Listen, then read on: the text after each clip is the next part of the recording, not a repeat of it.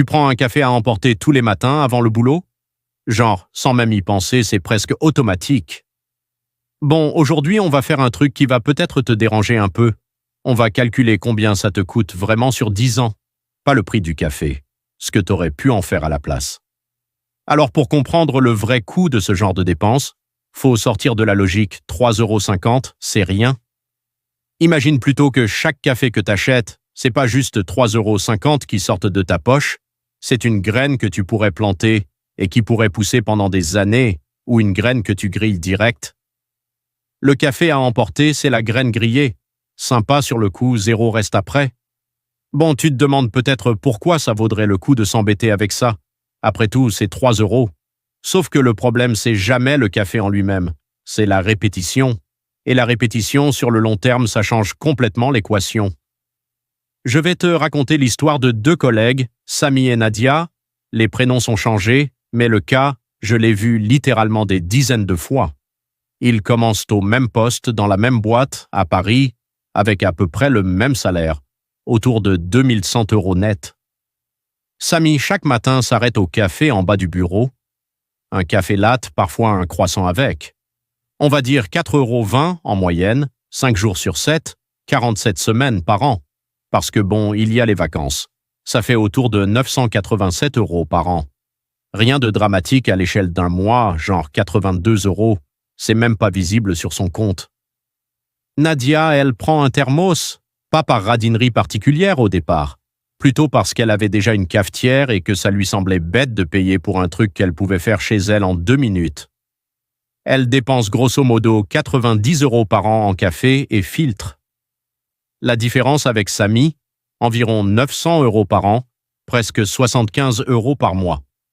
Elle a décidé, un peu par curiosité, de mettre cette différence de côté chaque mois sur un livret, puis plus tard sur une petite assurance vie. 5 ans plus tard, Sami a dépensé environ 4 900 € en café à emporter. Il n'a évidemment plus rien à montrer pour ça. Normal, c'est de la consommation, pas de l'épargne. Nadia, avec ses 75 € par mois placés, en gardant les choses simples avec un rendement moyen autour de 4% par an, se retrouve avec un peu plus de 5 000 €. Pas juste l'argent économisé plus ce qu'il a rapporté en travaillant tout seul pendant 5 ans. Maintenant, pousse ça à 10 ans. Sami a dépensé environ 9 870 € en café, cash, disparu. Nadia, toujours avec ses 75 € par mois placés au même rythme, se retrouve avec un peu plus de 11 000 €. C'est là que ça devient intéressant parce que l'écart entre les deux n'est plus juste ce qu'elle a économisé. Une bonne partie de cette somme, c'est de l'argent que l'argent a fait tout seul, pendant qu'elle buvait son café à la maison sans même y penser. Est-ce que ça veut dire qu'il faut jamais racheter un café dehors? Non, franchement, pas du tout. Le café en lui-même, c'est jamais le sujet. Il y a en gros 2 façons de voir ce genre de petites dépenses récurrentes. La première, c'est de la traiter comme un plaisir isolé, sans faire le lien avec le reste. Un café ici, un abonnement là, un Uber Eats un soir de flemme, chacun pris séparément et jamais additionné. La deuxième, c'est de regarder l'ensemble de ces petites dépenses comme un seul budget et de se demander consciemment lesquelles valent vraiment le coup pour toi et lesquelles sont juste devenues un réflexe automatique. La première approche donne l'impression de dépenser peu, parce que chaque dépense individuelle paraît insignifiante. Le problème, c'est que le total, lui, ne ment jamais.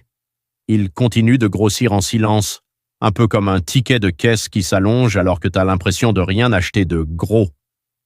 La deuxième approche demande un peu plus d'attention au départ, faut l'avouer, mais elle donne un contrôle réel sur où part vraiment ton argent.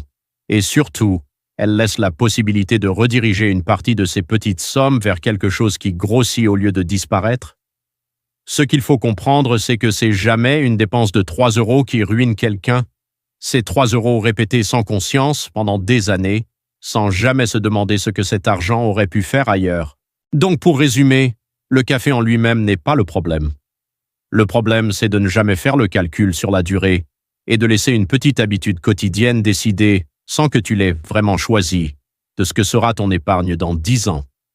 La prochaine fois que tu passes devant ton café habituel, c'est pas une question de te priver, c'est juste une question de savoir que tu choisis et pas l'inverse. Si cette vidéo t'a parlé, like et abonne-toi, ça aide vraiment la chaîne. Et dis-moi en commentaire, c'est quoi ta petite dépense du quotidien à laquelle tu n'avais jamais vraiment pensé?